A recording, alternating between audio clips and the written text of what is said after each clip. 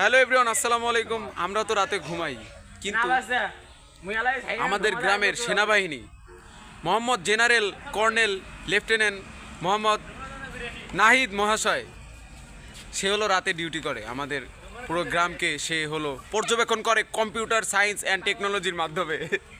So আমরা নাহিদের থেকে পরামর্শ নেই, সে কেমন ডিউটি করতেছে। নাহিদ, একটু বলো।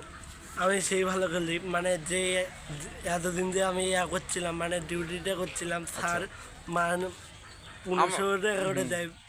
জি জি, কতজন আসামি ধরছেন আপনি এই পর্যন্ত? আমি 7 জন ধরছি, আর বাকিগুলো জানা। আচ্ছা, তাদের কাছে কি কি আপনি পাইছেন, যেমন গুলি বা পিস্তল বা ছুরি চাপাটি?